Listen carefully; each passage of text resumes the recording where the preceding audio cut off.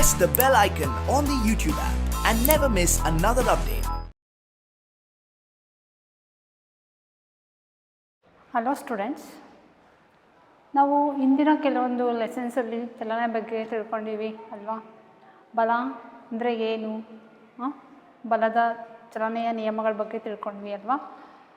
So ಮಕ್ಕಳೇ, ಆಮೇಲೆ ಗುರುತ್ವಾಕರ್ಷಣೆ ಅಂದರೆ ಏನು, ಗುರುತ್ವ ಬಲ ಹೆಂಗೆ ಉಂಟಾಗುತ್ತೆ ಅಲ್ವಾ, ವಸ್ತುಗಳು ಯಾಕೆ ಕೆಳಗೆ ಬೀಳ್ತವೆ, ಈ ಥರದ್ದೆಲ್ಲ ನಾವು ಹಿಂದಿನ ಅಧ್ಯಾಯಗಳಲ್ಲಿ ತಿಳ್ಕೊಂಡು ಬಂದಿದ್ದೀವಿ. ಸೊ ಇಲ್ಲಿ ನಮಗೆ ನೈಸರ್ಗಿಕವಾಗಿ ಕೆಲವೊಂದು ಮೂಲಭೂತ ಚಟುವಟಿಕೆಗಳ ಬಗ್ಗೆ ತಿಳ್ಕೊಬೇಕಾಗುತ್ತೆ. ಸೊ ಆ ಮೂಲಭೂತ ಚಟುವಟಿಕೆಗಳಲ್ಲಿ ಬರ್ತಕ್ಕಂಥ ಒಂದು ಪರಿಕಲ್ಪನೆ ಅಂತ ಅಂದರೆ ಕೆಲಸ. ಹಾಗಾದರೆ ಮಕ್ಕಳೇ, ನಾವು ಇವತ್ತಿನ ಕ್ಲಾಸಲ್ಲಿ ಕೆಲಸ ಎಲ್ಲಿಂದ ಬರುತ್ತೆ, ಶಕ್ತಿ ಇದ್ದರೆ ಮಾತ್ರ ಬರುತ್ತಲ್ವಾ. ಸೊ ಕೆಲಸ ಮತ್ತು ಶಕ್ತಿಯ ಬಗ್ಗೆ ಈ ಅಧ್ಯಾಯದಲ್ಲಿ ನಾವು ತಿಳ್ಕೊತ ಹೋಗೋಣ. ಹಾಗಾದರೆ ಮಕ್ಕಳೇ, ನಾವು ಕೆಲಸ ಮತ್ತು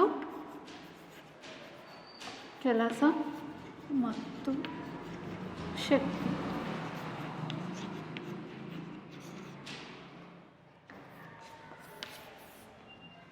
ಪಾರ್ಟ್ 1, ಕೆಲಸ ಮತ್ತು ಶಕ್ತಿ. ನೋಡಿ, ಎಲ್ಲ ಜೀವಿಗಳಿಗೂ ಆಹಾರದ ಅಗತ್ಯ ಇದೆ ಅಲ್ವಾ. ಯಾವ್ಯಾವ ಜೀವ ಇರ್ತಕ್ಕಂಥ ವಸ್ತುಗಳು, ಆ ಎಲ್ಲ ವಸ್ತುಗಳಿಗೂ ಏನು ಬೇಕಾಗುತ್ತೆ, ಆಹಾರ ಬೇಕಾಗುತ್ತೆ. ಯಾಕೆ ಆಹಾರ ಬೇಕು ಅಂತ ಅಂದರೆ, ಎಲ್ಲ ಪ್ರಾಣಿಗಳು ಒಂದಲ್ಲ ಒಂದು ರೀತಿಯಲ್ಲಿ ಚಟುವಟಿಕೆಗಳನ್ನ ಮಾಡ್ತಾನೆ ಇರ್ತಾವಲ್ವಾ. ಈ ಚಟುವಟಿಕೆಗಳನ್ನ ನಾವೇನಂತ ಕರಿತೀವಿ, ಜೀವಕ್ರಿಯೆಗಳು ಅಂತ ಕರಿತೀವಿ. ಜೀವಕ್ರಿಯೆಗಳು.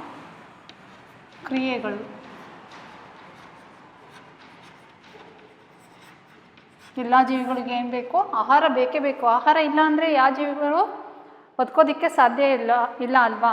ಆಹಾರ ಎಷ್ಟು ದಿನ ಬಿಡೋಕ್ಕಾಗುತ್ತೆ, 1 ದಿನ ಬಿಡ್ತಾರೆ, 2 ದಿನ ಬಿಡ್ತಾರೆ, 3 ದಿನ ಬಿಡ್ತಾರೆ, ಅದು ಆಗೋದೇ ಇಲ್ಲ ಅಲ್ವಾ.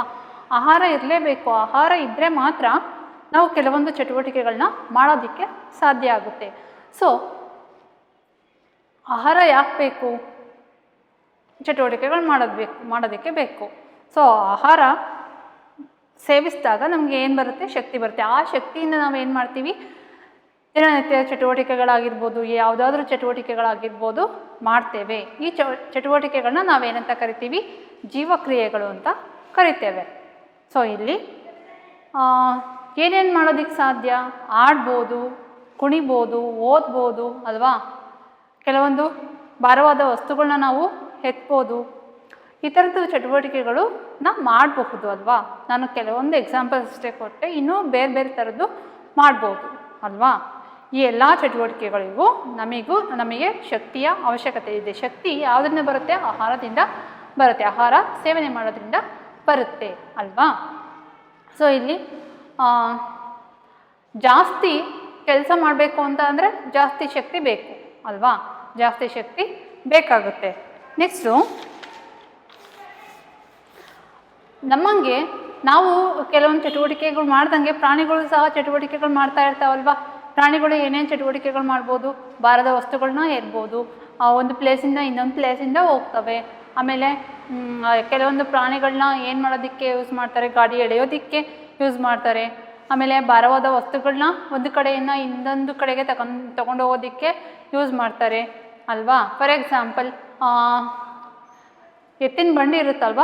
ಸೊ ಎತ್ತಿನ ಬಂಡಿನ ಮನುಷ್ಯ ಎಳ್ಕೊಂಡು ಹೋಗೋದಕ್ಕೆ ಸಾಧ್ಯನಾ, ಇಲ್ಲ.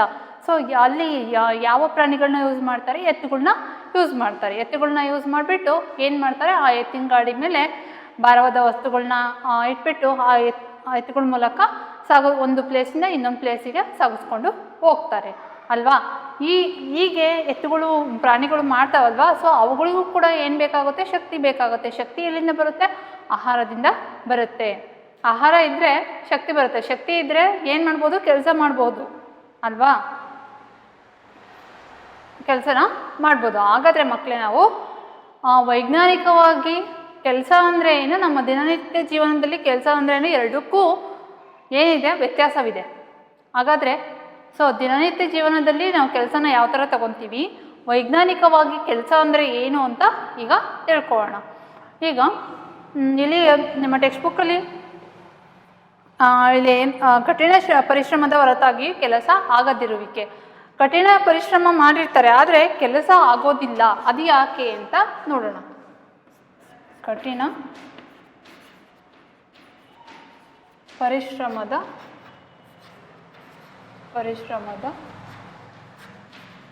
ಹೊರತು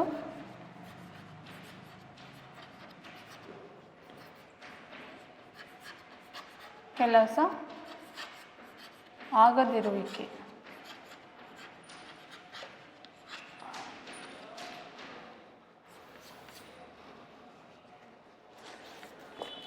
ನೋಡಿ ಮಕ್ಕಳೇ, ವಿದ್ಯಾರ್ಥಿಗಳು ಪರೀಕ್ಷೆಗೆ ಪ್ರಿಪೇರ್ ಆಗ್ತಾ ಇರ್ತಾರೆ, ರೆಡಿ ಆಗ್ತಾ ಇರ್ತಾರೆ, ಸಿದ್ಧವಾಗ್ತಾ ಇರ್ತಾರೆ. ಅಲ್ಲಿ ಅವ್ರು ಏನೇನು ಮಾಡಬೇಕಾಗುತ್ತೆ ಅಂತ ಅಂದರೆ ಓದಬೇಕಾಗುತ್ತೆ, ಬರಿಬೇಕಾಗುತ್ತೆ. ಹಿಂದಿನ ಕೆಲವೊಂದು ವರ್ಷಗಳದ ಕ್ವಶನ್ ಪೇಪರ್ಸು ಏನು ಮಾಡಬೇಕಾಗುತ್ತೆ, ಕಲೆಕ್ಟ್ ಮಾಡಬೇಕಾಗುತ್ತೆ. ಆಮೇಲೆ ಫ್ರೆಂಡ್ಸ್ ಜೊತೆ ಏನು ಮಾಡಬೇಕಾಗುತ್ತೆ, ಚರ್ಚೆ ಮಾಡಬೇಕಾಗುತ್ತೆ ಆ ಲೆಸನ್ಸ್ಗಳ ಬಗ್ಗೆ.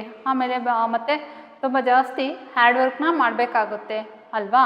ಆಮೇಲೆ ಯೋಚಿಸ್ಬೇಕಾಗುತ್ತೆ, ಈ ಕ್ವಶನ್ಸಿಗೆ ಇದೇ ಆನ್ಸರ್ಸು, ಹಿಂಗೆ ಏನು ಅಂತ ಎಲ್ಲದನ್ನು ಯೋಚನೆ ಮಾಡ್ತಾರಲ್ವಾ. ಮಾಡಿಬಿಟ್ಟು ಆ ಎಲ್ಲ ಯೋಚನೆ ಮಾಡಿದ್ದನ್ನ ಏನು ಮಾಡ್ತಾರೆ, ಒಂದು ಇದರಲ್ಲಿ ಬರೀತಾರೆ. ಅವ್ರು ಯೋಚನೆ ಮಾಡಿದ್ದ ಒಂದು ಮೈಂಡಲ್ಲಿ ಸಂಗ್ರಹ ಮಾಡ್ಕೊಂಡ್ಬಿಟ್ಟು ಅವ್ರು ಏನು ಸಂಗ್ರಹ ಮಾಡಿರ್ತಾರಲ್ವ ಅದನ್ನು ಬರವಣಿಗೆ ರೂಪದಲ್ಲಿ ಆ ವಿದ್ಯಾರ್ಥಿಗಳು ಏನು ಮಾಡ್ತಾರೆ, ಬರಿತಾ ಇರ್ತಾರೆ. ಸೊ ಇಲ್ಲಿ ನಾವು ಅಬ್ಸರ್ವ್ ಮಾಡಬೇಕಾಗಿರೋದೇನು ಅಂತ ಅಂದರೆ, ಇಲ್ಲಿ ಯಾವುದೇ ಥರದ ಕೆಲಸ ಆಗಿಲ್ಲ ಅಂತ ಹೇಳ್ಬೋದು. ಯಾಕೆ ಅಂತ ಮುಂದೆ ನಾನು ಹೇಳ್ಕೊತ ಹೋಗ್ತೀನಿ. ಮತ್ತು ಇನ್ನೊಂದು ಎಕ್ಸಾಂಪಲ್ ತೊಗೊಳ್ಳೋಣ. ಒಂದು ದೊಡ್ಡದಾದ ಬಂಡೆ ಇರುತ್ತೆ. ಆ ಬಂಡೆನ ಏನು ಮಾಡ್ತಾರೆ ಅಂತ ಅಂದರೆ, ಒಬ್ಬ ವ್ಯಕ್ತಿ ಏನು ಮಾಡ್ತಾನೆ, ಆ ಬಂಡೆನ ಬಡಿತಾನೆ. ಆ ಬಂಡೆನಲ್ಲಿ ಯಾವುದೇ ವ್ಯತ್ಯಾಸ ಉಂಟಾಗೋದಿಲ್ಲ. ಆ ಬಂಡೆ ಹೇಗಿರುತ್ತೋ ಹಾಗೇ ಇರುತ್ತೆ. ಇಲ್ಲಿನೂ ಕೂಡ ಅವನು ಎಷ್ಟೇ ಪರಿಶ್ರಮ ಪಟ್ಟನು ಅದ್ರ ಮೇಲೆ ಹಾಕಿದರೂ ಕೂಡ ಅಲ್ಲಿ ಏನಾಗಿರೋದಿಲ್ಲ, ಕೆಲಸ ಆಗಿರೋದಿಲ್ಲ. ಮತ್ತು ಇನ್ನೊಂದು ಎಕ್ಸಾಂಪಲ್ ಕೊಡಬೇಕು ಅಂತ ಅಂದರೆ, ಭಾರವಾದ ಹೊರೆನ ತಲೆ ಮೇಲೆ ಇಟ್ಕೊಂಡಿರ್ತೀವಿ.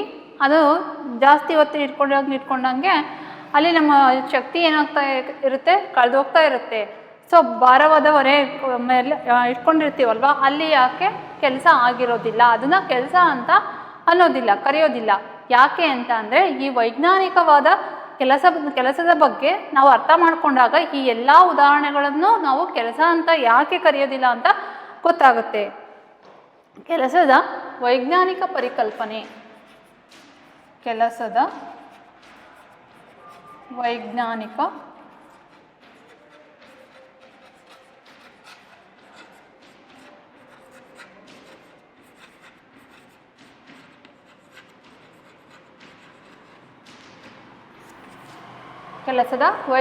ಪರಿಕಲ್ಪನೆ. ಈ ವೈಜ್ಞಾನಿಕ ಪರಿಕಲ್ಪನೆನ ಅರ್ಥ ಮಾಡ್ಕೋಬೇಕು ಅಂತ ಅಂದರೆ ನಾವು ಏನು ಮಾಡಬೇಕಾಗುತ್ತೆ, ಕೆಲವೊಂದು ಉದಾಹರಣೆಗಳ ಮೂಲಕ ನಿಮಗೆ ಅರ್ಥ ಮಾಡಿಸ್ಬೇಕಾಗುತ್ತೆ. ಸೊ ಫಸ್ಟ್ ಇಲ್ಲಿ ಒಂದು ಭೂಮಿಯ ಮೇಲ್ಮೈ ಮೇಲೆ ಒಂದು ಕಲ್ಲಿನ ಚೂರು ಇರುತ್ತೆ ಅಂತ ತಿಳ್ಕೊಳ್ರಿ. ಅದನ್ನು ನಾನೇನು ಮಾಡ್ತೀನಿ ಅಂತ ಅಂದರೆ ಎಸಿತೀನಿ. ಆಗ ಕಲ್ಲು ಮೊದಲಿನ ಸ್ಥಾನದಿಂದ ಇನ್ನೊಂದು ಸ್ಥಾನಕ್ಕೆ ಅದೇನಾಗುತ್ತೆ, ತನ್ನ ಸ್ಥಾನನ ಬದಲಾವಣೆ ಮಾಡ್ಕೊಳುತ್ತಲ್ವಾ, ಅಲ್ಲೇ ಇರೋದಿಲ್ಲ. ಯಾಕಂತಂದರೆ ಆ ಕಲ್ಲಿನ ಮೇಲೆ ನಾವು ಏನು ಮಾಡಿರ್ತೀವಿ, ಬಲನ ಪ್ರಯೋಗಿಸಿರ್ತೀವಿ. ಸೊ ಬಲ ಪ್ರಯೋಗ ಮಾಡ್ತಿದ್ದೀವಿ ಅಂತ ಅಂದರೆ ಆ ವಸ್ತು, ಆ ಕಲ್ಲು ಏನಾಗುತ್ತೆ, ಒಂದು ಸ್ಥಳದಿಂದ ಇನ್ನೊಂದು ಸ್ಥಳಕ್ಕೆ ಏನಾಗುತ್ತೆ, ಬದಲಾವಣೆ ಆಗುತ್ತೆ. ಯಾವಾಗ ಬಲ ಪ್ರಯೋಗ ಮಾಡಿದ್ರಿಂದ. ಮತ್ತು ಇನ್ನೊಂದು ಎಕ್ಸಾಂಪಲ್ ನೋಡೋಣ. ಒಬ್ಬ ಹುಡುಗಿ ಇರ್ತಾಳೆ, ಹುಡುಗಿ ಆಗಿರ್ಬೋದು, ಹುಡುಗ ಆಗಿರ್ಬೋದು, ಕೈಗಾಡಿನ ಏನು ಮಾಡ್ತಾ ಇರ್ತಾರೆ, ಎಳಿತಾ ಇರ್ತಾರೆ. ಆ ಹುಡುಗಿ ಏನು ಮಾಡ್ತಾಳೆ, ಆ ಕೈಗಾಡಿನ ಎಳಿತಾಳೆ. ಆ ಕೈಗಾಡಿ ಮೊದಲಿನ ಸ್ಥಳದಿಂದ ಇನ್ನೊಂದು ಸ್ಥಳಕ್ಕೆ ಏನಾಗುತ್ತೆ, ಬದಲಾವಣೆ ಆಗುತ್ತೆ. ಮತ್ತು ಪುಸ್ತಕ, ಇಲ್ಲಿ ಒಂದು ಪುಸ್ತಕ ಇದೆ. ಆ ಪುಸ್ತಕನ ನಾನು ಇಲ್ಲಿಂದ ಇಲ್ಲಿವರೆಗೂ ಮೇಲೆತ್ತೀನಿ. ಈಗ ನಾನೇನು ಮಾಡಿದೆ, ಪುಸ್ತಕದ ಮೇಲೆ ಬಲನ ಪ್ರಯೋಗ ಮಾಡಿದೆ ಅಲ್ವಾ. ಅದಕ್ಕೆ ಆ ಪುಸ್ತಕ ಏನಾಗುತ್ತೆ, ಕೆಳಗಿಂದ ಮೇಲೆ ಬಂತು ಅಲ್ವಾ. ಇಲ್ಲಿ ಕೆಳಗಿತ್ತು, ಮೇಲೆ ಬಂತು ಅಂದರೆ ಏನರ್ಥ, ಆ ಪುಸ್ತಕ ತನ್ನ ಸ್ಥಳನ ಬದಲಾಯಿಸ್ಕೊಳ್ತು. ಈಗ ಈ ಮೂರು ಉದಾಹರಣೆಗಳಲ್ಲಿ ನಾವು ಏನಂತ ಹೇಳ್ಬೋದು, ಕೆಲಸ ನಡೆದಿದೆ ಅಂತ ಹೇಳ್ಬೋದು. ಯಾಕೆ ಕೆಲಸ ನಡೆದಿದ್ದೀವಿ ಅಂತ ಅಂದರೆ, ಕೆಲಸ ಆಗಿದೆ ಅಂತ ಅಂದರೆ ಕೆಲವೊಂದು ನಿಬಂಧನೆಗಳಿದ್ದಾವೆ. ಕೆಲವೊಂದು ಅಂತ ಅಂದರೆ ಇಲ್ಲಿ 2 ನಿಬಂಧನೆಗಳಿದ್ದಾವೆ.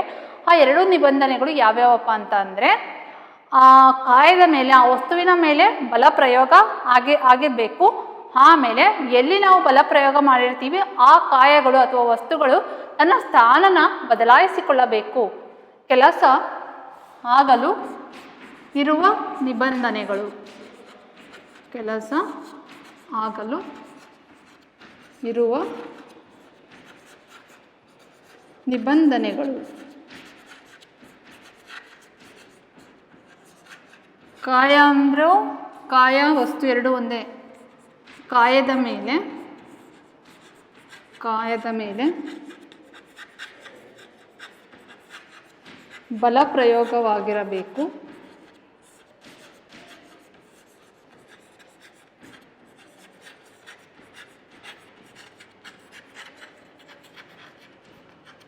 ಆಮೇಲೆ ಏನು, ಕಾಯವು ಸ್ಥಾನವನ್ನು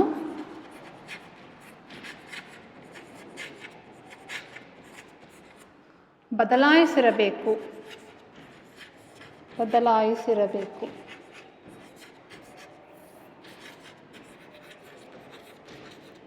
ಈ ಎರಡು ಆಗಿದ್ರೆ ಆ ಕಾಯದಲ್ಲಿ ಅವಾಗ ನಾವು ಏನಂತ ಹೇಳ್ತೀವಿ, ಆ ಕಾಯದಲ್ಲಿ ಕೆಲಸ ನಾವು ಮಾಡಿದ್ದೀವಿ ಅಂತ ಹೇಳ್ತೀವಿ. ಸೊ ನಾನು ಹಿಂದಿನ ಕಾನ್ಸೆಪ್ಟಲ್ಲಿ ಕೆಲವೊಂದು ಉದಾಹರಣೆ ಕೊಟ್ಟೆ. ಅಲ್ಲಿ ಯಾಕೆ ಕೆಲಸ ನಡೆದಿಲ್ಲ ಅಂತ ಗೊತ್ತಾಯ್ತಲ್ವಾ. ಅಲ್ಲಿ ಏನಾಗಿರೋದಿಲ್ಲ, ಕಾಯದ ಮೇಲೆ ಬಲಪ್ರಯೋಗ ಆಗಿದ್ರೂ ಕೂಡ ಅಲ್ಲಿ ಅದು ತನ್ನ ಸ್ಥಾನನ ಬದಲಾವಣೆ ಮಾಡ್ಕೊಂಡಿರೋದಿಲ್ಲ. ಸೊ ಇದರಲ್ಲಿ ಯಾವುದಾದ್ರೂ ಒಂದು ನಿಬಂಧನೆ ಅಪ್ಲೈ ಆಗಿಲ್ಲ ಅಂತ ಅಂದರೆ ಆ ವಸ್ತುವಿನ ಮೇಲೆ ಏನಂತ ಅರ್ಥ, ಆ ವಸ್ತುವಿನ ಮೇಲೆ ಕೆಲಸ ಆಗಿಲ್ಲ ಅಂತ ಅರ್ಥ. ಏನಾಗಿರಬೇಕು, ಆ ವಸ್ತುವಿನ ಮೇಲೆ ಬಲಪ್ರಯೋಗ ಆಗಿರಲೇಬೇಕು. ಬಲಪ್ರಯೋಗ ಆಗಿದಂಥ ವಸ್ತು ಏನು ಮಾಡುತ್ತೆ ಅಂತಂದರೆ ತನ್ನ ಸ್ಥಾನನ ಬದಲಾವಣೆ ಮಾಡ್ಕೊಂಡಿರಬೇಕು. ಆಗ ಅಲ್ಲಿ ನಾವು ಕೆಲಸ ಆಗಿದೆ ಅಂತ ಹೇಳ್ತೇವೆ. ಸೊ ಎರಡು ನಿಬಂಧನೆಗಳು ಇರಲೇಬೇಕು. ನೆಕ್ಸ್ಟು ಸ್ಥಿರ ಬಲದಿಂದ ನಡೆದ ಕೆಲಸ ಅನ್ನೋದೊಂದು ಪರಿಕಲ್ಪನೆ ಇದೆ. ಸೊ ಇದು ಗೊತ್ತಾಯ್ತಲ್ವಾ, ಜೀವಕ್ರಿಯೆಗಳು ಅಂದರೆ ಏನು, ಕಠಿಣ ಪರಿಶ್ರಮದ ಹೊರತು ಕೆಲಸ ಯಾಕೆ ಆಗಿಲ್ಲ ಅಂತ ಹೇಳ್ತೀವಿ. ಆಮೇಲೆ ಕೆಲಸದ ವೈಜ್ಞಾನಿಕ ಪರಿಕಲ್ಪನೆ ಅಂದರೆ ಏನು, ಕೆಲಸ ಆಗಲು ಇರುವ ನಿಬಂಧನೆಗಳೇನೇನು, ಎರಡು ನಿಬಂಧನೆಗಳಿದೆ, ಇವು ತುಂಬ ಇಂಪಾರ್ಟೆಂಟು. ಸೊ ನೆನ್ಪಿಟ್ಕೊಳ್ಳಿ. ನೆಕ್ಸ್ಟ್ ಏನು,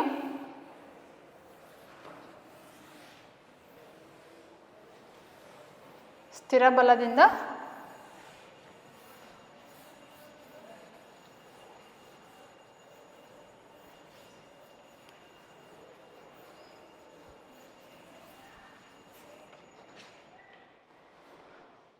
ಸ್ಥಿರ ಬಲದಿಂದ ನಡೆದ ಕೆಲಸ. ಸ್ಥಿರ ಬಲದಿಂದ ನಡೆದ ಕೆಲಸ.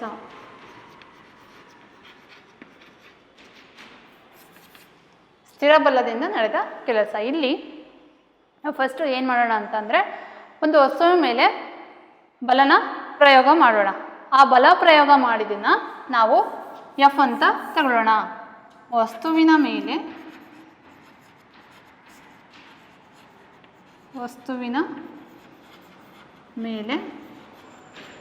ಎಫ್ ಬಲವನ್ನು ಪ್ರಯೋಗಿಸೋಣ.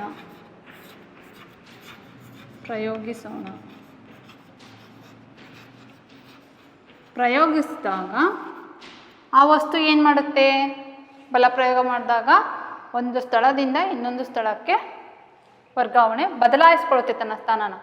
ಬಲವನ್ನು ಪ್ರಯೋಗಿಸಿದಾಗ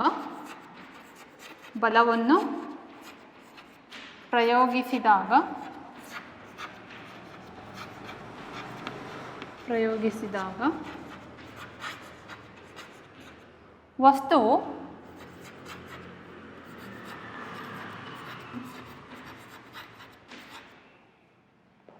ಒಂದು ಮೀಟರ್ ದೂರವನ್ನು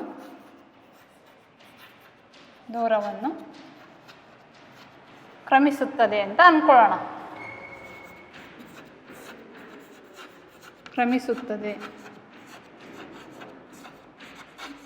ಆಗ ವಸ್ತುವಿನ ಮೇಲೆ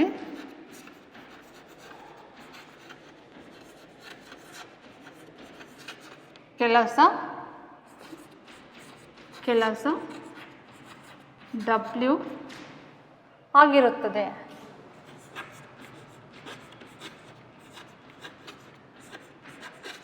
ಈಗ ನೋಡಿ,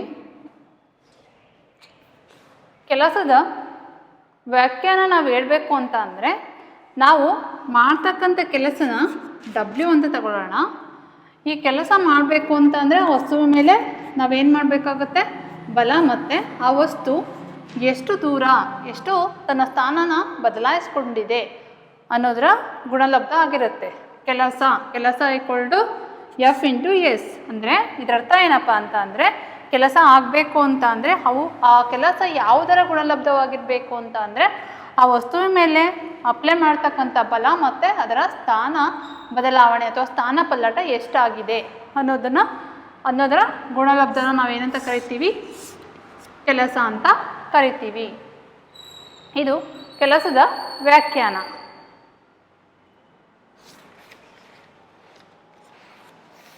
ಇಲ್ಲಿ ಕೆಲಸದ ಮೂಲಮಾನ ಅಥವಾ ಏಕಮಾನ ಯಾವುದಪ್ಪ ಅಂತ ಅಂದರೆ ನೋಡಿ, ಕೆಲಸದ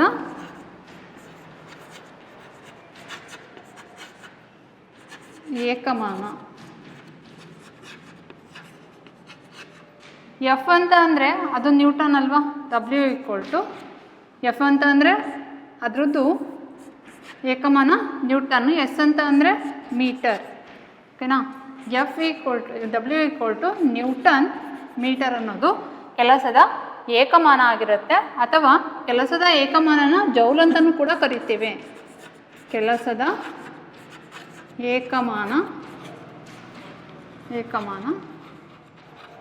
ಜೌಲ್ ಅಥವಾ ಜೂಲ್ ಇದನ್ನು ನಾವು ಕ್ಯಾಪಿಟಲ್ ಲೆಟರ್ J ಇಂದ ಸೂಚಿಸ್ತೇವೆ. ಇದನ್ನಾದರೂ ಕರಿಬೋದು ಅಥವಾ ಜೂಲ್ ಅಂತನಾದರೂ ಕರಿಬೋದು, ಯಾವುದಾದ್ರೂ ಕರೆಕ್ಟು. ನ್ಯೂಟನ್ ಮೀಟರ್ ಕರೆಕ್ಟು ಮತ್ತು ಜೂಲ್ ಅನ್ನೋದು ಕರೆಕ್ಟು. ಸೊ ಇಲ್ಲಿ ಒಂದು ಜೂಲ ಅಂದರೆ ಏನು ಅಂತ ನೋಡೋಣ. ಒಂದು ಜೂಲ್ ಅಂತ ಅಂದರೆ ಏನು?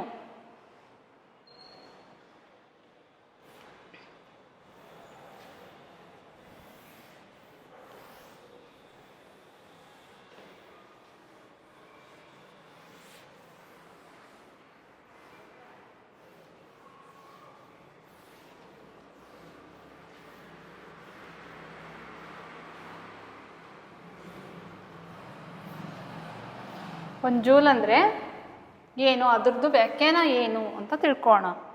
ನಮಗೆ ಗೊತ್ತಿರೋ ಪ್ರಕಾರ W equal to F into S ಅಂತ ಬರಿತೀವಲ್ವ. ಕೆಲಸದ ಏಕಮಾನ ಯಾವುದಪ್ಪ? ಜೂಲ್. ಕೆಲಸದ ಏಕಮಾನ ಜೂಲ್ ಅಥವಾ ನ್ಯೂಟನ್ ಮೀಟರ್. ನಮಗೆ ಈಗ ಜೂಲ್ ಬೇಕಾಗಿರೋದ್ರಿಂದ ಇಲ್ಲಿ ಜೂಲ್ ಅಂತ ಬರ್ಕೊಳ್ಳೋಣ. ಜೂಲ್ ಅದನ್ನು ಕ್ಯಾಪಿಟಲ್ ಲೆಟರ್ J ಇಂದ ಸೂಚಿಸ್ತೇವೆ. ಸೊ ಇಲ್ಲಿ ಒಂದು ಜೂಲ್ ಅಂತ ಅಂದರೆ ಏನು ನೋಡೋಣ. ಒಂದು ಜೂಲ್ ಒಂದು ಕಾಯದ ಮೇಲೆ ಅಥವಾ ವಸ್ತುವಿನ ಮೇಲೆ 1 ನ್ಯೂಟನ್ ಬಲ ಪ್ರಯೋಗವಾದಾಗ ಆ ವಸ್ತುವು ಬಲ ಪ್ರಯೋಗವಾದ ದಿಕ್ಕಿನಲ್ಲಿ 1 ಮೀಟರ್ ದೂರವನ್ನು ಕ್ರಮಿಸಿದರೆ ಅಥವಾ ತನ್ನ ಸ್ಥಾನವನ್ನು ಬದಲಾಯಿಸಿಕೊಂಡರೆ ಅಲ್ಲಿ ಏನಂತ ಹೇಳ್ತೇವೆ?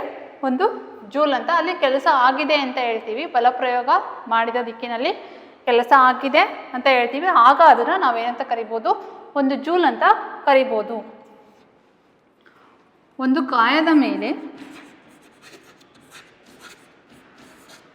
ಒಂದು ಕಾಯದ ಮೇಲೆ 1 ನ್ಯೂಟನ್ ಬಲ ಪ್ರಯೋಗ ಮಾಡಿದಾಗ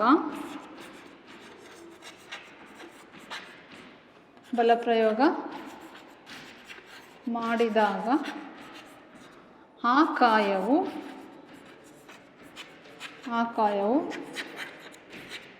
1 ಮೀಟರ್ನಷ್ಟು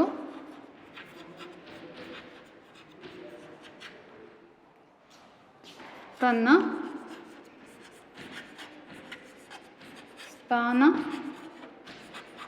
ಸ್ಥಾನದಲ್ಲಿ ಸ್ಥಾನ ಬದಲಾವಣೆ ಆದರೆ ಆಗ ಆ ವಸ್ತುವಿನ ಮೇಲೆ ಆ ವಸ್ತುವಿನಲ್ಲಿ ಕೆಲಸ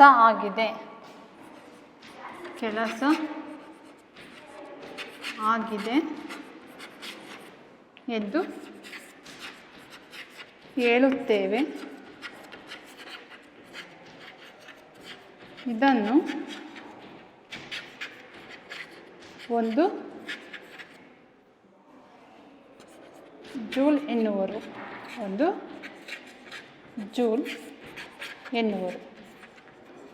ನಿಮಗೆ ಒಂದು ಜೂಲ್ ಅಂದರೆ ಏನು ಅಂತ ಬೇಗ ನೆನಪು ಬರಲಿಲ್ಲ ಅಂತ ಅಂದರೆ W=F×H ಅಂತ ನೆನ್ಪಿಟ್ಕೊಳ್ರಿ.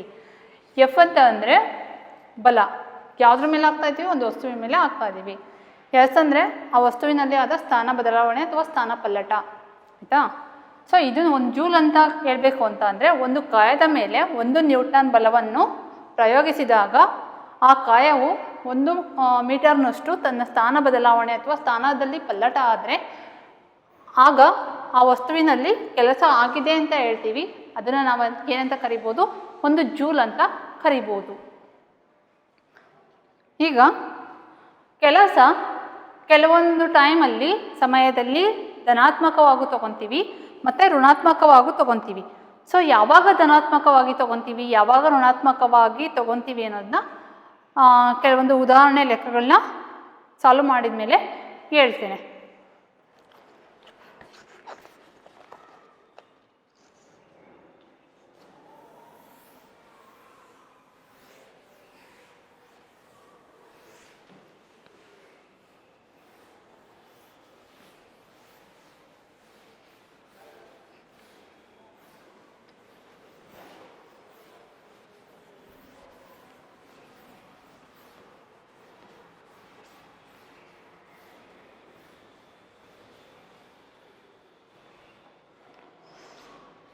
ಒಂದು ಉದಾಹರಣೆ ಲೆಕ್ಕ ಇದೆ ಮಕ್ಕಳೇ, ಸೊ ಅದು ನೋಡೋಣ.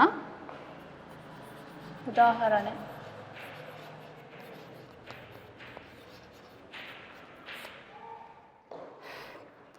5 ನ್ಯೂಟನ್ನಷ್ಟು ಬಲ ಕಾಯವೊಂದರ ಮೇಲೆ ಪ್ರಯೋಗಿಸಿದೆ.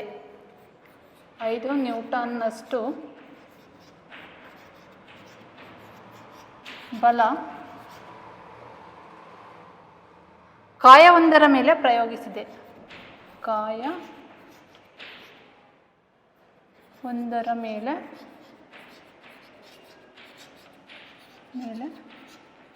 ಪ್ರಯೋಗಿಸಿದೆ.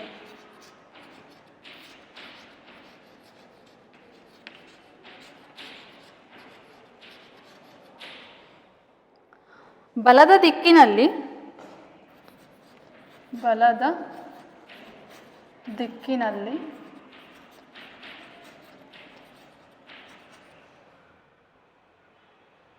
2 ಮೀಟರ್ನಷ್ಟು ದೂರ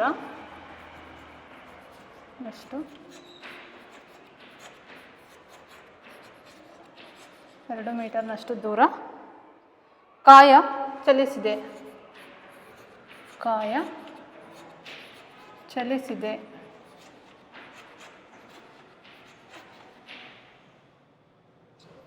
ಸ್ಥಾನ ಬದಲಾವಣೆಯವರೆಗೂ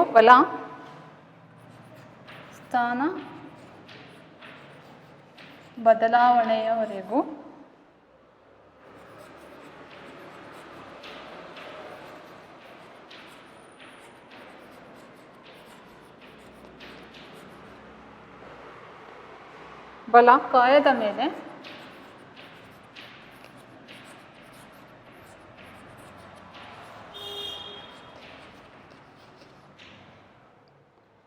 ಪ್ರಯೋಗಿಸಲ್ಪಟ್ಟಿದ್ದರೆ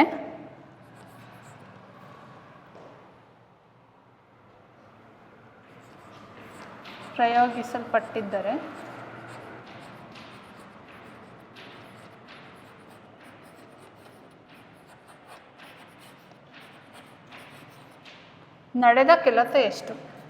ನಡೆದ ಕೆಲಸ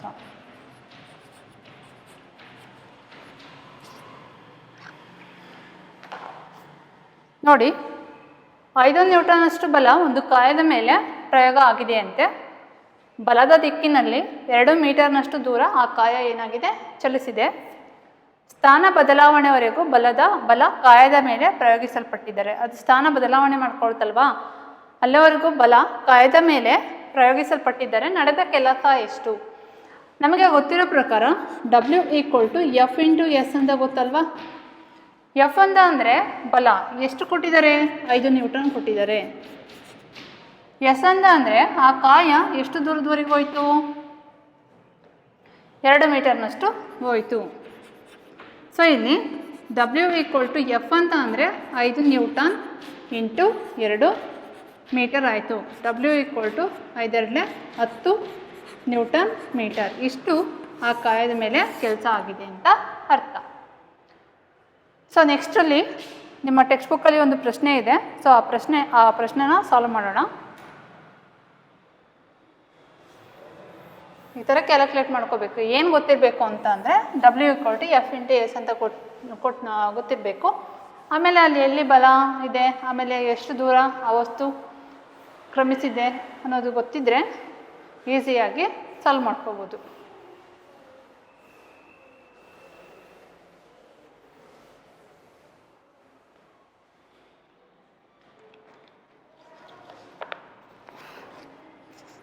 ಒಂದು ಕಾಯದ ಮೇಲೆ 7 ನ್ಯೂಟನ್ನಷ್ಟು ಬಲ ವರ್ತಿಸಿದೆ.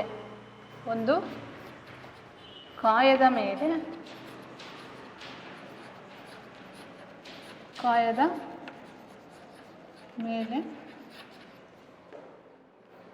7 ನ್ಯೂಟನ್ನಷ್ಟು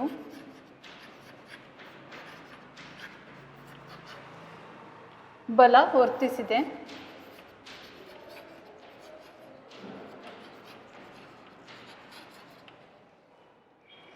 ಬಲದ ದಿಕ್ಕಿನಲ್ಲಿ ಅದರ ಸ್ಥಾನಪಲ್ಲಟ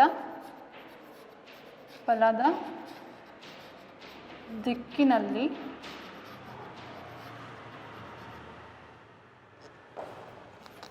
ಅದರ ಸ್ಥಾನಪಲ್ಲಟ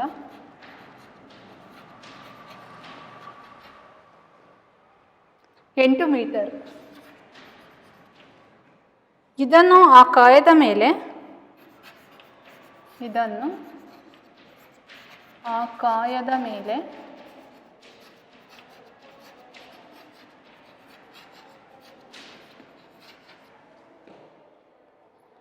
ಸ್ಥಾನಪಲ್ಲಟದುದ್ದಕ್ಕೂ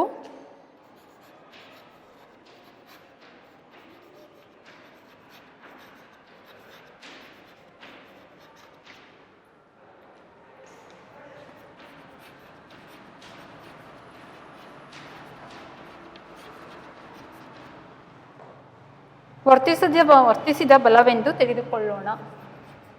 ವರ್ತಿಸಿದ ಬಲವೆಂದು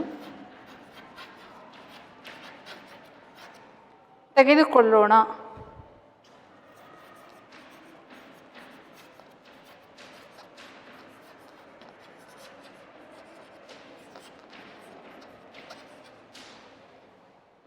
ಇಲ್ಲಿ ನಡೆದ ಕೆಲಸವೆಷ್ಟು?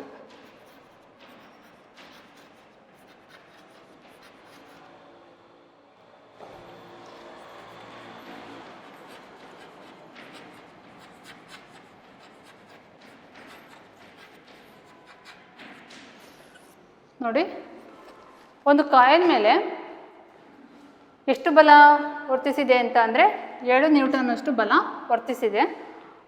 ಬಲದ ದಿಕ್ಕಿನಲ್ಲಿ ಅಂದರೆ ಅದೇ ದಿಕ್ಕಿನಲ್ಲಿ ಅದರ ಸ್ಥಾನಪಲ್ಲಟ 8 ಮೀಟರ್. ಇಲ್ಲಿ F ಕೊಟ್ಟಿದ್ದಾರೆ, ಇಲ್ಲಿ ಏನು ಕೊಟ್ಟಿದ್ದಾರೆ? S ಕೊಟ್ಟಿದ್ದಾರೆ. ಇದನ್ನು ಆ ಕಾಯದ ಮೇಲೆ ಸ್ಥಾನಪಲ್ಲಟದುದ್ದಕ್ಕೂ ವರ್ತಿಸಿದ ಬಲವೆಂದು ತೆಗೆದುಕೊಳ್ಳೋಣ. ಆ ಕಾಯ ಎಷ್ಟು ಸ್ಥಾನಪಲ್ಲಟ ಮಾಡುತ್ತಲ್ವ ಅಲ್ಲಿಯವರೆಗೂ 7 ನ್ಯೂಟನ್ನಷ್ಟು ಬಲನ ಹಾಕಿದ್ದೀವಿ ಅಂತ ಅರ್ಥ. ತೆಗೆದುಕೊಳ್ಳೋಣ. ಇಲ್ಲಿ ನಡೆದ ಕೆಲಸವೆಷ್ಟು? ಅಲ್ಲಿ ನಡೆದ ಕೆಲಸ ಎಷ್ಟು ಅಂತ ಕೇಳಿದ್ದಾರೆ. ನಮಗೆ ಗೊತ್ತಿದೆ ಅಲ್ವಾ, ಕೆಲಸ W=F × S ಅಂತ. F ಅಂತ ಅಂದರೆ ಎಷ್ಟು ಕೊಟ್ಟಿದ್ದಾರೆ? 7 ನ್ಯೂಟನ್ ಕೊಟ್ಟಿದ್ದಾರೆ. S ಅಂದರೆ ಎಷ್ಟು? 8 ಮೀಟರ್. ಸೊ ಇಲ್ಲಿ 7 newton into 8 metre. 7 × 56 newton metre ಅಥವಾ 56 ಜೌಲ್ ಅಂತ ಬರಿಬೋದು. ಇಷ್ಟು ಕೆಲಸ ಆಗಿದೆ ಅಂತ ಅರ್ಥ.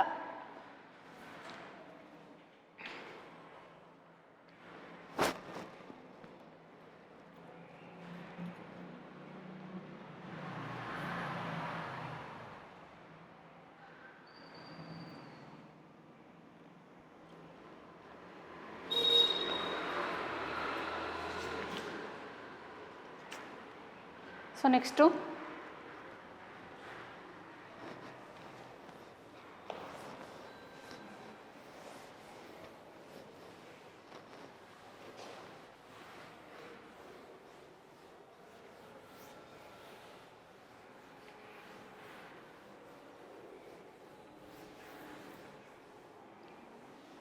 ಕೆಲಸನ ನಾವು ಧನಾತ್ಮಕವಾಗೂ ತಗೊತೀವಿ, ಋಣಾತ್ಮಕವಾಗೂ ತಗೊತೀವಿ.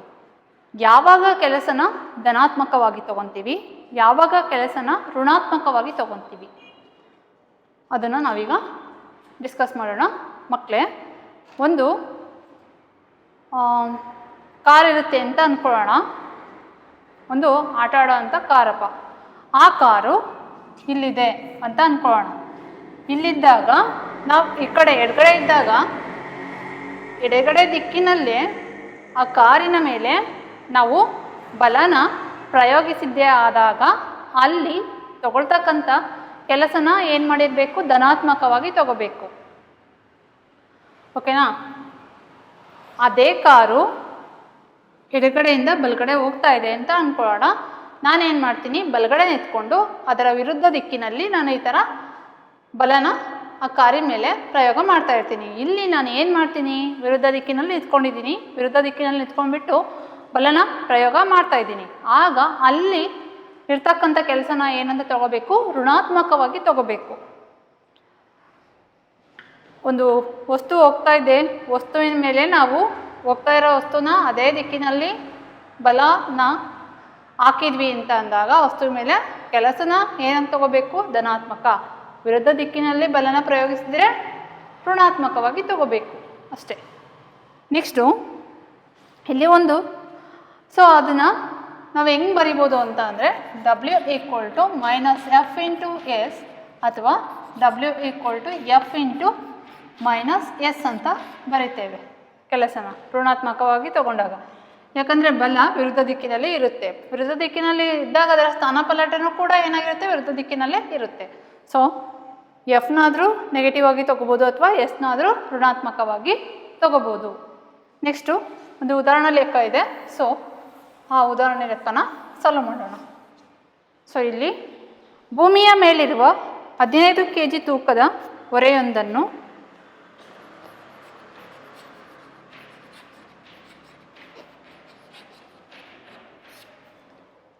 ಭೂಮಿಯ ಮೇಲಿರುವ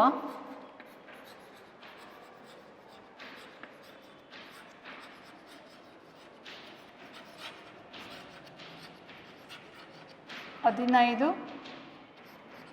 kg ತೂಕದ ಹೊರೆಯೊಂದನ್ನು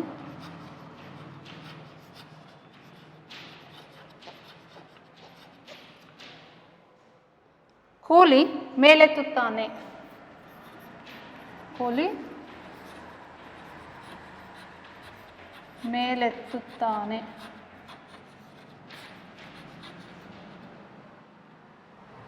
ಅದನ್ನು ಭೂಮಿಯಿಂದ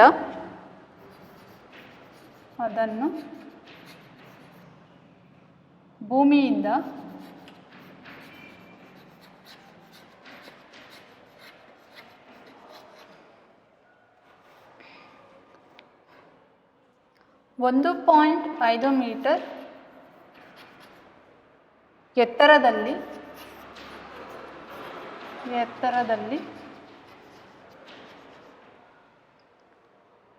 ತನ್ನ ತಲೆಯ ಮೇಲಿಟ್ಟುಕೊಳ್ಳುತ್ತಾನೆ.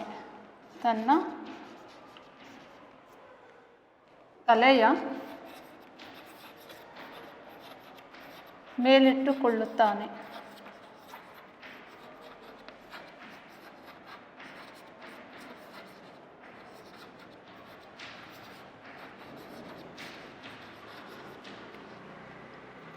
ಆ ಹೊರೆಯನ್ನು ಎತ್ತುವಲ್ಲಿ ಅವನು ಮಾಡಿದ ಕೆಲಸವನ್ನು ಲೆಕ್ಕಿಸಿ. ಆ ಹೊರೆಯನ್ನು ಎತ್ತುವಲ್ಲಿ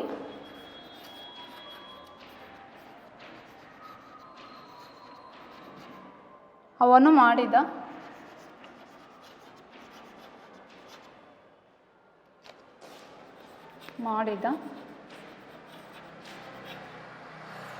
ಕೆಲಸವನ್ನು ಲೆಕ್ಕಿಸಿ.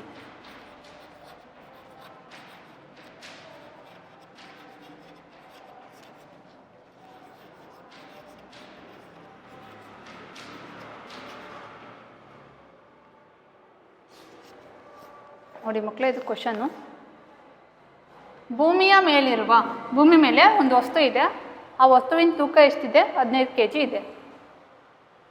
ತೂಕದ ಹೊರೆ ಇದೆ. ಹೊರೆಯೊಂದನ್ನು ಕೂಲಿ ಏನು ಮಾಡ್ತಾನೆ? ಮೇಲೆತ್ತಾ ಇದ್ದಾನೆ. ಅದನ್ನು ಭೂಮಿಯಿಂದ 1.5 ಮೀಟರ್ ಎತ್ತರದಲ್ಲಿ, 1.5 ಮೀಟರ್ ಎತ್ತರದಲ್ಲಿ ತನ್ನ ತಲೆಯ ಮೇಲಿಟ್ಟುಕೊಳ್ಳುತ್ತಾನೆ. ಅಂದರೆ ಆ ಭೂಮಿಯಿಂದ 1.5 ಮೀಟರ್ನಷ್ಟು ಎತ್ತರದಲ್ಲಿ ತನ್ನ ತಲೆ ಮೇಲೆ ಅದನ್ನು ಇಟ್ಕೊಳ್ತಾನೆ, ಆ ಹೊರೆನ ಅಂತ ಅರ್ಥ. ಆ ಹೊರೆಯನ್ನು ಎತ್ತುವಲ್ಲಿ ಅವನು ಮಾಡಿದ ಕೆಲಸವನ್ನು ಲೆಕ್ಕಿಸಿ. ಅಂದರೆ ಆ ಹೊರೆನ ಎತ್ತುವಲ್ಲಿ ಅವನು ಎಷ್ಟು ಕೆಲಸನ ಮಾಡ್ತಾನೆ ಅದನ್ನು ನಾವೀಗ ಲೆಕ್ಕ ಮಾಡಬೇಕು. ನಮಗೆ ಗೊತ್ತಿರೋ ಹಾಗೆ W = F × S ಅಲ್ವಾ? F = M × A ಅಂತ ಬರ್ಕೊತೀವಿ. ಸೊ ಭೂಮಿ ಮೇಲಿಂದ ಆಗಿರೋದ್ರಿಂದ F ಜಾಗದಲ್ಲಿ M × G × H ಅಂತ ಬರಿಬೋದಲ್ವಾ? ಇಲ್ಲಿ M ಅಂತ ಅಂದರೆ ಆ ಹೊರೆದ ತೂಕ ಎಷ್ಟಿದೆ? 15 kg ಇದೆ. ಆಮೇಲೆ G ಅಂದರೆ ನಮಗೆ ಕ್ಯಾಲ್ಕುಲೇಷನ್ ಮಾಡೋದಕ್ಕೆ ಈಸಿ ಆಗಲಿ ಅಂತ 10 m/s² ತಗೊಳ್ಳೋಣ. H ಅಂತ ಅಂದರೆ ಎತ್ತರ ಅಲ್ವಾ? H = 1.5 metre. ಸೊ ಇಲ್ಲಿ W = ಏನು ಮಾಡೋಣ? 15 kg × 10 m/s² × 1.5 ಮೀಟರ್. ಇಲ್ಲಿ ನೋಡಿ, 15 × 10 ಎಷ್ಟಾಗುತ್ತೆ? 150 ಆಗುತ್ತೆ. 150 × 1.5 metre kg m², kg/m² metre ಆಗುತ್ತೆ. ಇಲ್ಲಿ 150 × 1.5ನ ಗುಣಿಸೋಣ. 5 0 0, 5 25, 2 ಕ್ಯಾರಿ ಆಗುತ್ತೆ. 5 1 5, 5 2 7, 1 0 0, 1 5 5, 1 1 1, 0 5 7 5 12, 1 ಕ್ಯಾರಿ, 1 1 2 ಅಂದರೆ 225.0 ಅಂದರೆ 225 ನ್ಯೂಟನ್ ಮೀಟರ್ ಅಥವಾ 225 ಜೌಲ್ನಷ್ಟು ಕೆಲಸ ಆಗಿದೆ. ಅಷ್ಟು ಕೆಲಸ ಮಾಡಿದ್ದಾನೆ ಆ ಕೂಲಿ ಅಂತ ಅರ್ಥ.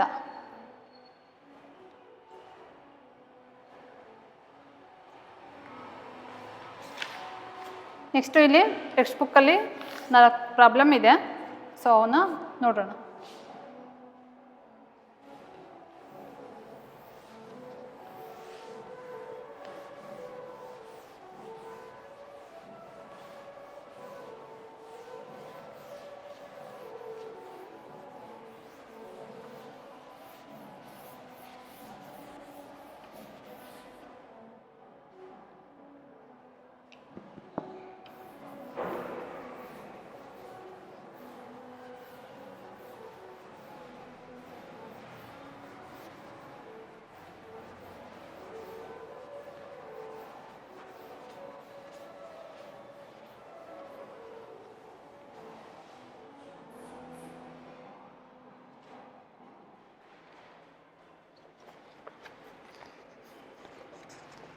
ಕೆಲಸ ನಡೆದಿದೆ ಎಂದು ಯಾವಾಗ ನಾವು ಹೇಳಬಹುದು?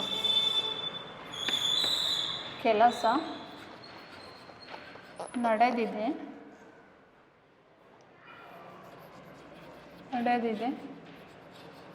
ಎಂದು ಯಾವಾಗ ನಾವು ಹೇಳಬಹುದು?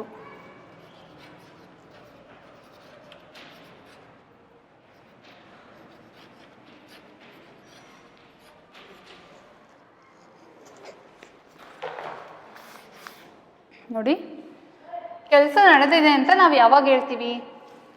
ಒಂದು ಕಾಯದ ಮೇಲೆ ಬಲಪ್ರಯೋಗ ಆಗಿರಬೇಕು, ಮತ್ತು ಬಲಪ್ರಯೋಗ ಆದಾಗ ಆ ಕಾಯವು ತನ್ನ ಸ್ಥಾನವನ್ನು ಏನು ಮಾಡಿರಬೇಕು? ಬದಲಾವಣೆ ಮಾಡ್ಕೊಂಡಿರಬೇಕು. ಕಾಯದ ಮೇಲೆ ಬಲಪ್ರಯೋಗವಾಗಿರಬೇಕು. ಬಲಪ್ರಯೋಗವಾಗಿರಬೇಕು.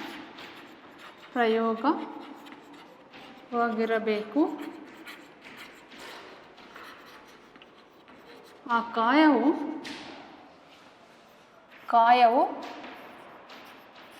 ಸ್ಥಾನವನ್ನು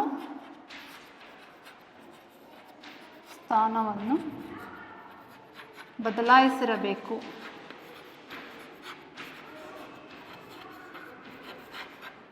ಹೌದಲ್ವಾ?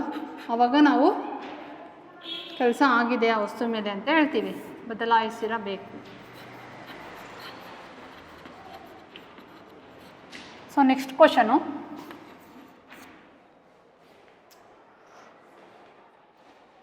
ಒಂದು ಕಾಯದ ಮೇಲೆ ಅದರ ಸ್ಥಾನಪಲ್ಲಟದ ದಿಕ್ಕಿನಲ್ಲಿ ಬಲಪ್ರಯೋಗವಾದಾಗ ನಡೆದ ಕೆಲಸವನ್ನು ವಿವರಿಸಿ. ಅಂದರೆ ಒಂದು ಕಾಯದ ಮೇಲೆ ಅದರ ಸ್ಥಾನಪಲ್ಲಟದ ದಿಕ್ಕಿನಲ್ಲಿ ಬಲಪ್ರಯೋಗವಾದಾಗ ನಡೆದ ಕೆಲಸವನ್ನು ವಿವರಿಸಿ ಅಂತ ಅಂದರೆ W=F×S ಅಂತ ಹೇಳ್ತೀವಲ್ವ. ಸೊ ಇಲ್ಲಿ W=F×S ಅಂತ ಅಂದರೆ ಏನು? ಒಂದು ಕಾಯದ ಮೇಲೆ ನಾವು ಬಲನ ಹಾಕಿದ್ವಿ ಅಂತ ಅಂದಾಗ ಆ ಕಾಯ ಏನು ಮಾಡುತ್ತೆ? ಒಂದು ಸ್ಥಳದಿಂದ ಇನ್ನೊಂದು ಸ್ಥಳಕ್ಕೆ ಹೋಗುತ್ತೆ. ಆಗ ನಾವು ಆ ಕಾಯದ ಮೇಲೆ ಕೆಲಸ ನಡೆದಿದೆ ಅಂತ ಹೇಳ್ತೇವೆ. ಮೂರನೇ ಕ್ವಶನು, ಒಂದು ಜೌಲ್ ಕೆಲಸ ಅಂದರೆ ಏನು? ಒಂದು ಜೌಲ್ ಕೆಲಸ ಅಂದರೆ ನಿಮಗೆ ಗೊತ್ತಿದೆ, W=F×S ಅಂತ. ಅಂದರೆ ಏನಪ್ಪ?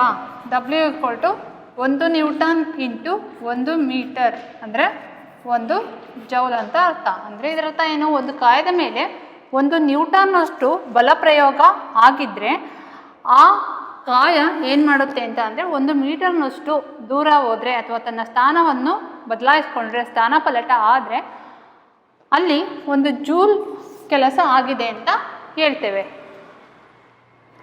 ನೆಕ್ಸ್ಟು ಇನ್ನೊಂದು ಕ್ವಶನ್ ಇದೆ, ನೋಡೋಣ.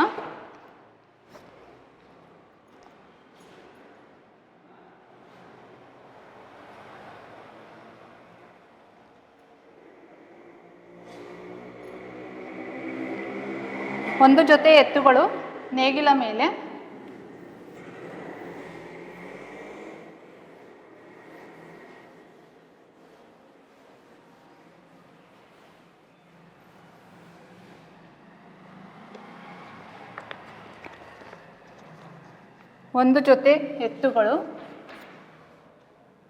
ನೇಗಿಲ ಮೇಲೆ 140 ನ್ಯೂಟನ್ನಷ್ಟು ಬಲ ಪ್ರಯೋಗಿಸುತ್ತವೆ.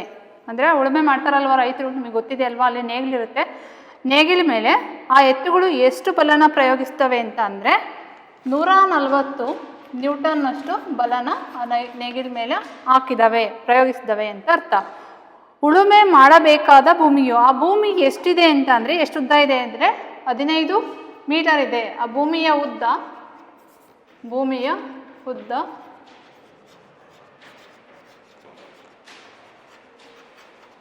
15 ಮೀಟರ್. ಹಾಗಾದರೆ ಈ ಉದ್ದದ ಉಳುಮೆಯಲ್ಲಿ ನಡೆದ ಕೆಲಸ ಎಷ್ಟು? ಕೆಲಸ ಕೇಳಿದರೆ ಎಷ್ಟು ಅಂತ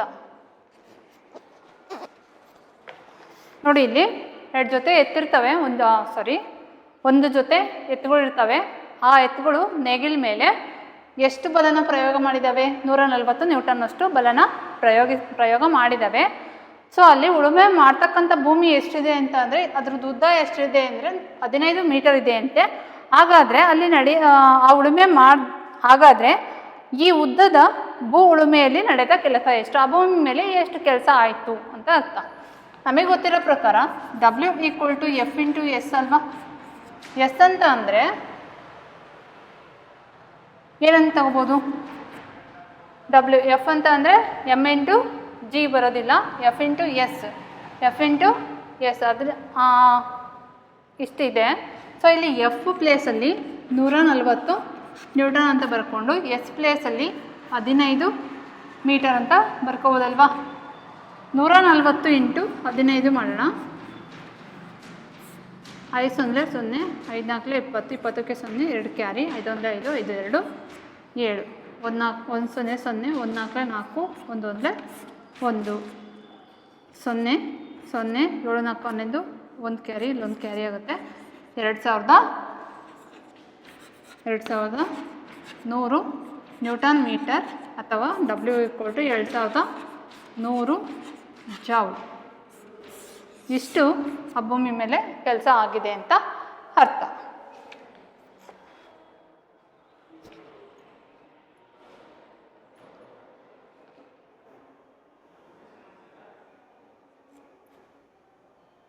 ಸೊ ಮಕ್ಕಳೇ, ಇವತ್ತಿನ ಕ್ಲಾಸಿಗೆ ಎಷ್ಟು ಸಾಕು.